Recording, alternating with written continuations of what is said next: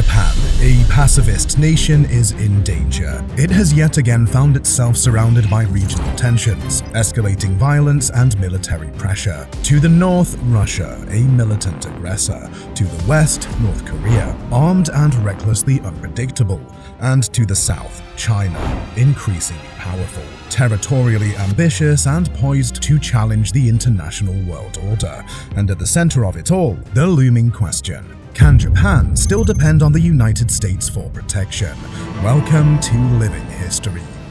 Japan was not always a pacifist state. In fact, it has a long history of military dominance and aggression. In the late 19th and early 20th centuries, Japan rapidly modernized and built a formidable military, inspired by Western powers. Adopting an aggressive imperialistic policy, Japan defeated China in 1895 and Russia in 1905, securing both Taiwan and Korea for itself. To further its interests and power, Japan joined the Allies in World War I and acquired German territories in East Asia. The 1930s saw Japan's aggressive expansion in China continue, marked by the infamous Manchurian Incident of 1931, a false flag event staged by Japanese military as a pretext for the invasion of Manchuria. And then, of course, Japan aligned with the Axis powers, Germany and Italy, and brutally expanded its reach across the Pacific during World War II.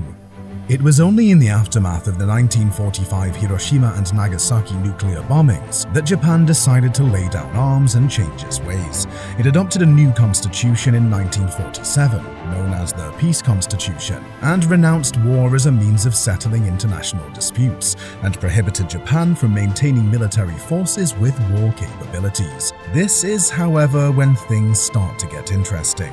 You see, as Japan demilitarized, it relied heavily on the United States for maintaining security through the US-Japan Security Alliance, which provides mutual aid should either country face armed attack, strong deterrence against potential aggressors, and develops missile defense strategies, counter-terrorism, and security policies between the two countries. The alliance is one of the most significant post-war partnerships for maintaining peace and stability in East Asia. At least it has been until now.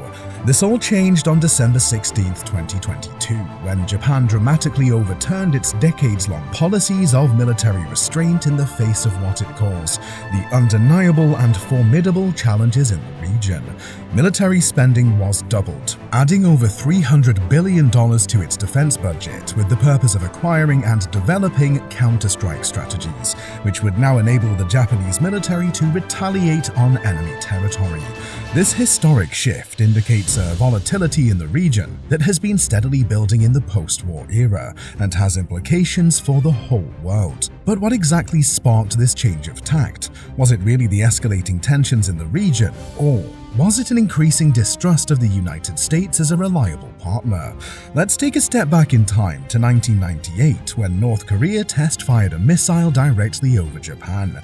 At the time, Tokyo responded by acquiring military satellites, but did little else. Since then, continuous missile testing has made the Japanese accustomed to the sound of shelter sirens. In fact, North Korea regularly aims more missiles into Japanese airspace. Pyongyang has also conducted 6 nuclear tests since 2006. But it is not just the lingering threat of North Korea that hangs over Japan.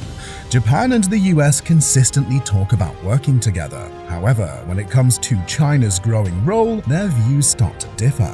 The US views China's rise as a challenge to its leading position in the world, while Japan, being close neighbors with China, sees itself as potentially in the direct line of fire and is also unsure about the US's plans for the Indo-Pacific economic framework. What really brings this home, though, is that Japan's waters and surrounding islands are regularly sites of air and naval provocations by China. In fact, China frequently launches ballistic missiles and naval patrols into the disputed waters near Japan, and challenges any debate around territorial waters in the South China Sea and the Senkaku Islands in the East China Sea, where both sides continue to claim territorial sovereignty. But there is more to this. China has a complex military history with Japan following the Sino-Japanese War of 1937, when the Japanese Imperial Army seized Nanjing. What followed was the infamous the Nanjing Massacre, during which soldiers from the Japanese Imperial Army embarked on a mass killing and ravaging of Chinese citizens, with estimates stating that up to 300,000 people were murdered. It is this tragedy which has been at the heart of mistrust between China-Japan relations ever since.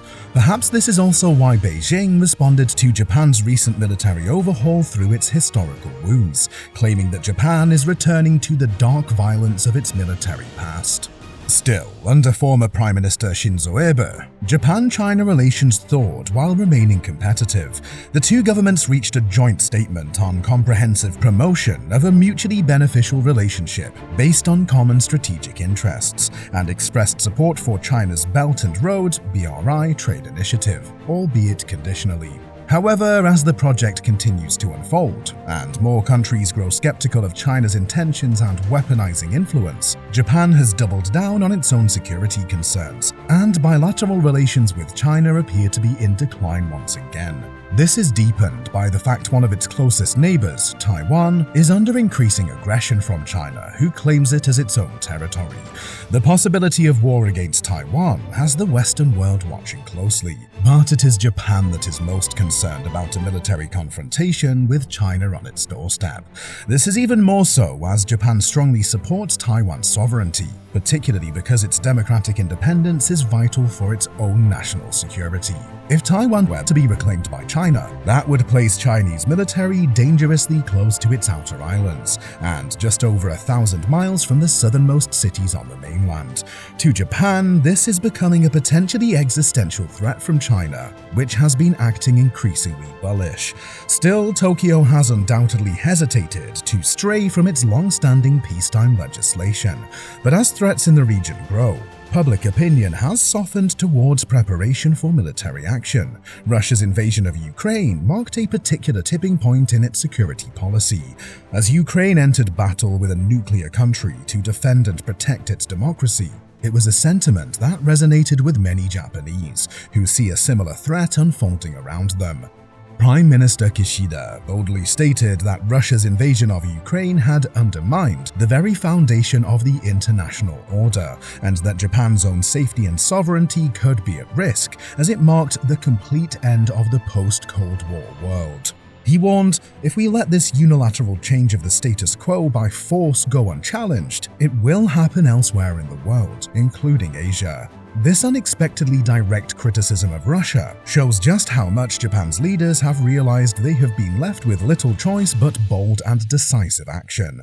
Perhaps, though, there is also an element of fear here that came from observing the slow and at times reluctant military response to Russia's invasion of Ukraine by Japan's closest ally, the US. Much like with China, under former Prime Minister Shinzo Abe's governance, Japan also made significant progress in building relations, cooperation, and economic ties with Russia.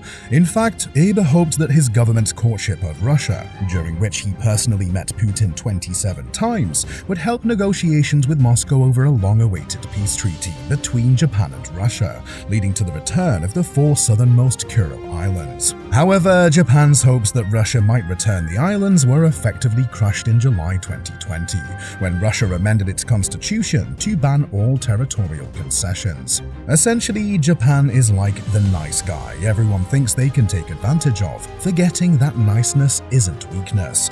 And so, following this year's G7 summit, Prime Minister Kishida outlined the main reasons for Japan's unexpected decision to reshape its military policies, and why they weren't so unexpected. He explained that the international order is now in grave danger, and while Japan continues to proactively seek and create peace worldwide, post-war stability is under threat, leaving Japan with no choice but to prepare to protect itself. If you want to find out more about the region and why Taiwan has become such a threat to China, check out our next video, linked here.